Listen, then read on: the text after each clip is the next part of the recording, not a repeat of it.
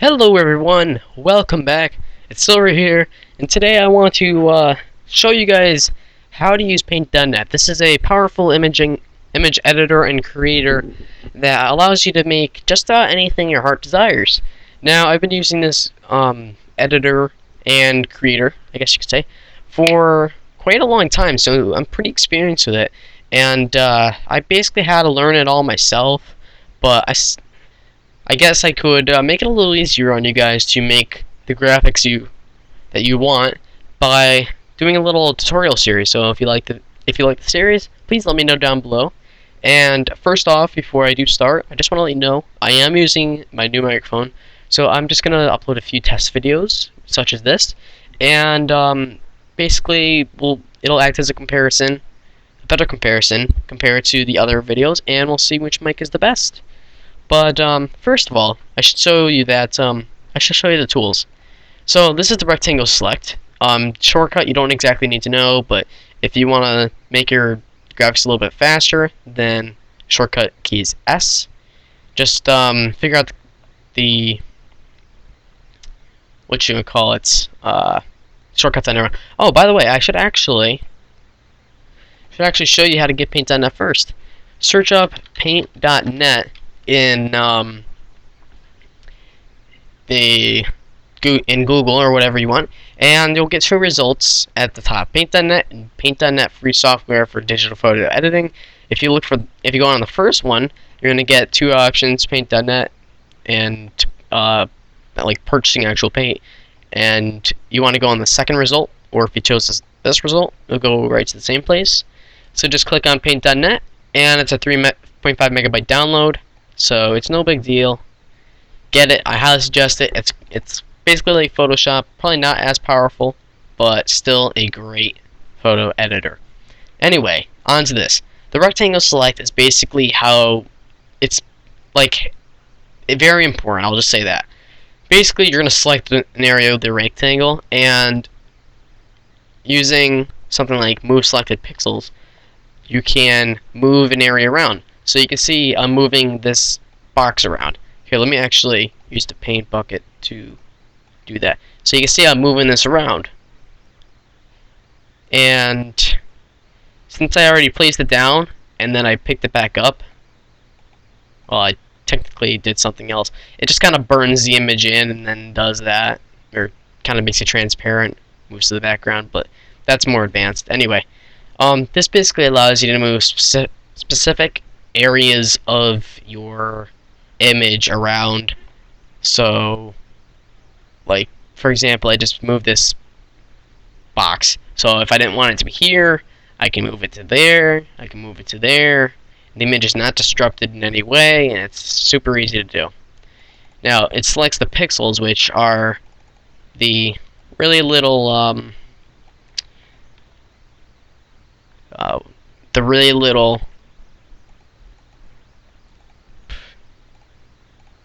see these? Those are the pixels if you don't know already. So pixels are the unit that you would use to create digital art, and they're the basis of images. So trying to think of what else to say about pixels. Oh yeah. When you're making an image, you generally don't want it to be extremely pixely, although sometimes you may be going for this effect. But if you don't want your image to be very pixely, start at a large size. Like from all the way zoomed in, it looks very pixely, and you can tell the quality. But now it doesn't look as pixely, and you can't really tell over here, but I guess that's a bad explanation. This is my first time actually doing a kind of teaching tutorial, so please excuse that. But next thing, I suppose I could show you. Let's go with the move selection. Okay, so another rectangle select. Well, partner, I guess you could say. So say I don't want that selection. Well, instead of making a whole new selection, you can actually just move that individual selection around so that you can place it just how you'd like. And let's say that you don't have the correct measurements that you'd like. You can actually switch it around, and if you hold shift, you will actually keep the same proportions that you already have while you're dragging it along. But this will help you select a different, or create a different rectangle select that can be used to move areas of the image around if you messed up. So the next thing is the lasso select. This is basically a more controlled select. It allows you to select items in a more defined area. So if I want to move that area right there, there we go. And so now I can fill that in with the white if I wanted to. I'll just got a rectangle, select it, and then fill that in with white. So everything I selected is now white. Or you could just do that from there directly, like that. So lastly, the ellipse select. This is basically just a circle, but as you can see, it's kind of an egg or an oval. So just hold shift, and you will get a circle that you can do, and you can easily switch that to a different color. Finally, the most useful, I'd say, is the magic wand. Now, I think the best way to do this would be to show you a text. And anyway, if you want to be able to edit the entire image again, just go to the top left or the bottom right, any corner you want really, and just do that. So you can see my cursor, so you should be able to figure out what I'm doing here. But I'm actually going to go to my own font because I enjoy using my font. It's very nice. But this is the text key over here. Shortcut is T, and up here is going to be your font size, font options, and align, your fill, anti-aliasing, which basically it shades some of the pixels so that it looks smoother. And this I don't exactly understand since I've never really used it before, but I suggest you'd use anti-aliasing unless you want a more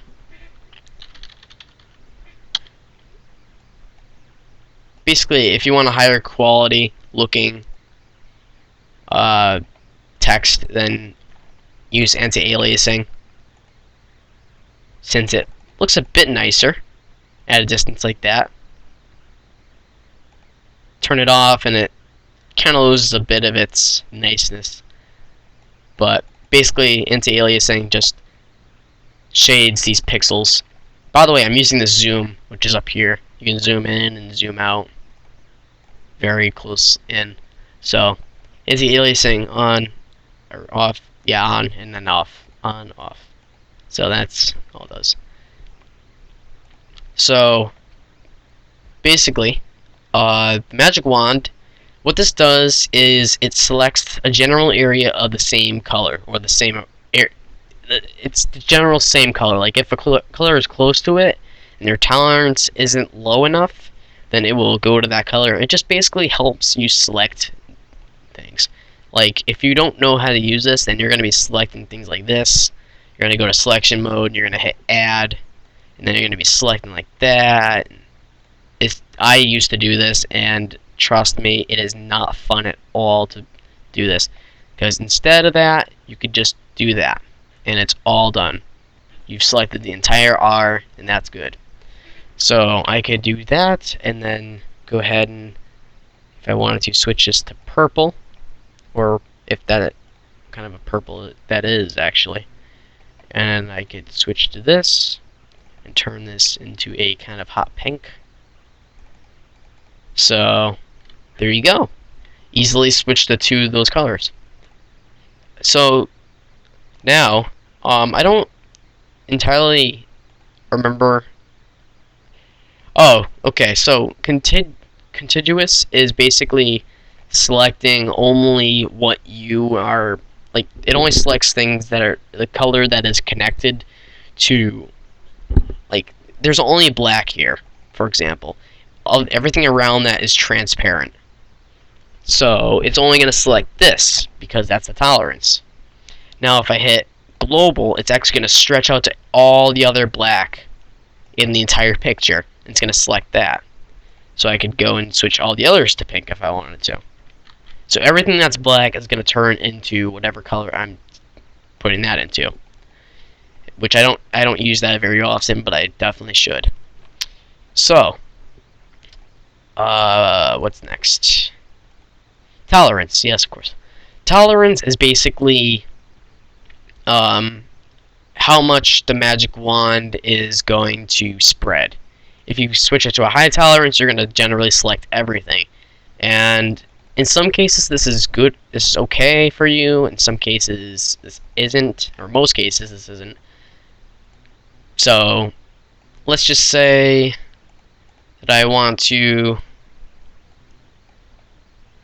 Hold on.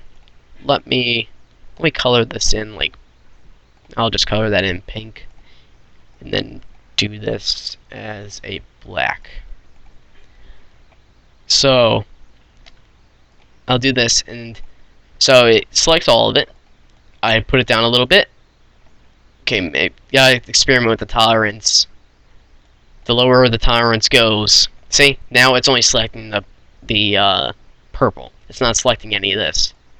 So keep on going up, and it will tolerate different colors like that. So now I have these two colors since they're the closest together. And these are the farthest parts, so it's going to take the longest for it to select that. So now it's selecting that. If you go really low, it won't even select. It'll only select what you have there. So tolerance is 0. It's only going to select what you click on. So that's tolerance. It's very useful. Very, very, very useful if you know how to use it. Default is 50. But play around with the tolerance. There's no way to know what tolerance is necessary for anything. You have to experiment. But, okay, so pan, I don't usually use this. I usually use the bars at the bottom. But basically what this does is just pans you around the image you're editing, depending on your zoom. I haven't used this that much, so anyway. Paint bucket is basically this. You should all know what a paint bucket is. Basically, it just fills in the selected area with color. So, select. I can do that. Edit, undo. I'll talk about these later in probably the next video. I'll do quite a few videos on this so that you can understand. But all right, so paint bucket has an option to fill with a color or a pattern actually. The patterns, I'd say, aren't that great. I don't use them unless I'm absolutely like desperate for whatever I want. But I could use the magic wand, and then I could do that, and there we go. I have a bunch of bricks. And that definitely is not good for the eyes, because I'm starting to suffer a little. Okay, that's even worse for the eyes. Let's go with black and white. You can click on this to set it to black and white. That's still not good. Yeah, that's not any better. Alright, I'm just gonna not try that anymore. But, I don't see how anti-aliasing would come into well, no, I don't know. You know what anti-aliasing is and everything, so I shouldn't have to talk about that anymore. But these are just basically patterns that you're going to, that's really bad for the eyes, that you're going to fill the selected area with. Gradients are my favorite because you can make it so that a solid color fades into a different color. That's what I use a lot. When you use a regular gradient, you're going to basically use the entire layer that you already have, and well, the selection actually. So as you can see, I've only got this outside area selected in here, and outside everything. So if I were to do this and do a gradient, everything would be gone. So be careful with gradients. I'll tell you a way to actually make it so that you can reorder everything, which is actually layers, but I'll get into that into another video. That probably deserves a video of its very own, just layers. But this is just the basics. So gradients come in 5 different types. Linear, which is this. It goes from one solid color to another, basically. Linear reflected. Now this will basically make it on both sides like that, or you can right click and do that. So left and right click will do certain or different things depending on what color is on which. So diamond, you got radial, And although I've never really used it before, conical. I don't really like this one that much just because I don't ever use it, but it's still there if you want it. There's transparency, which makes it so that you can actually make things transparent. As you can see, I just made some things transparent, some not. Same with linear, and so forth, so on. Experiment with these two different options because there's a few combinations that will help you make what you are looking for. So, kind of speed this up a bit. Paintbrush is basically nearly the same thing as the pencil, except it's colored and you can like set the width of it. But default brush width is 2, and you can basically use this to just draw a bunch of things on your image. You fill with a large grid if I wanted to, so I could start coloring in a grid. As you can see, a grid is slowly starting to form as I do this. If you hold Control and press the plus or minus, it will go up and down or down by 5. As you can see, I'm starting to make a big mess of grid. So I'll go back. So that's basically the brush. It's not much more than that. Like I said, you could fill it with color if you wanted to. Pencil. It's more for like making a, like if you're making some kind of picture or something, and you're actually gonna like draw one layer and then draw over it with the paintbrush to make it more bold and just make it nice, then you can use that, and that will help you that'll be your basic sketch. It's like how a drawer will make a sketch, then probably like use a Sharpie or something over that sketch to make it more defined, and then go into his color and such. But that's basically what it's there for. Not much other purpose. You could actually do this with a paintbrush too, as you can see. So there's not much different. Not much of a difference. Eraser does exactly what you'd think it does. It erases what you've made. It turns it transparent. Microsoft Paint does not do this. It does not support transparencies. Only Paint.net. Not only Paint.net, but many other photo editors support this. Just not Microsoft Paint. So if you don't have anything but Microsoft Paint, I highly suggest getting Paint.net because it will make your life a whole lot easier. Color Picker. This is very simple. Basically, it allows you to take a color. So say I want hot pink back. I just click that. And there I go. Same exact color. Color Picker. Do that. And same exact color. Just like that. That's simple enough. Stamp tool. To be quite honest, I have not figured out what the stamp tool is since I do not ever use it. Clone stamp. I have no idea what this is, guys, so I'm very sorry about this, but I really just don't know. Hold on, let me see if I can figure this out. Quick second. I have no idea what this is. That was just me copy and pasting. So I have no idea what that is. Recolor, I don't know what this is either. I don't use these things. So I'll get back to you on that later. Text I showed you. Line and curve. You just basically make a line. And then these are nubs, apparently, according to this information at the bottom. Nubs.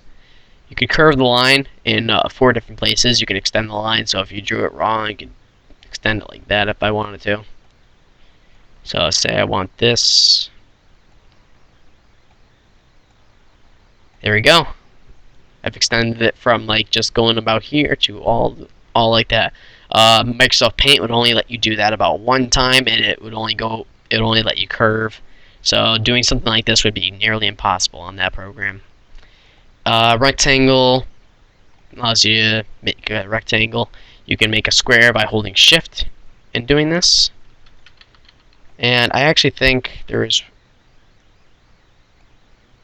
yeah, if you hold Shift while drawing a line, you can actually set it to a certain angle. It's like 90, 10. I don't even know the exact angles here, but that looks like a 45 degree. So it helps you make your lines straight. Square, you can set it up here so that you could draw the outline, the filled shape, or the outline for filled shape. So basically it uses both your colors in the palette over here. So you can change the outline. And there you go. Rounded rectangles is essentially the same exact thing. You can still make a square. Circle, same exact thing as the select option. So nothing new here. Polygon basically allows you to make your own kind of shape. It's kind of the same as lasso, and wow, that is weird right there. That is cool. I've not done this before. That is cool. Oh, I'm hitting X. Wow. And that basically does it for the tools. So like, you can just do that and make yourself a nice old shape just like that. So I hope you guys have enjoyed this tutorial. I hope you like my artwork. It'll be available for download in the description. Not really, unless you do want it for download. I'll save this image. But anyway, I hope you guys have enjoyed this. If you would like me to continue, please let me know. I very much do appreciate your feedback. And by the way, I just wanted to let you know, thank you guys so much for the 7 likes on my other Portal 2 video. I was actually debating on uploading another one, but I forgot I had 3 likes, and I uploaded that. And you guys made it completely worth it by giving me 7 likes within the first night of me uploading, which is amazing, since I'm not supposed to expect anything more than 10 likes in a video until like sometime possibly gets popular. But yeah, so I don't really have much else to say for the basics. But if you liked it, please give this video a like, spread it around, help some people out. Paint.net is not a extremely well known. It is known, but not extremely well known program, and not a lot of people know how to use it. I learned how to use this from a lot of trial and error, and I am willing to teach you all if you're just willing to support the video. But anyway, let me know if you want to see more of this. Comment, rate, subscribe if you haven't already, and look forward to seeing your feedback. Goodbye.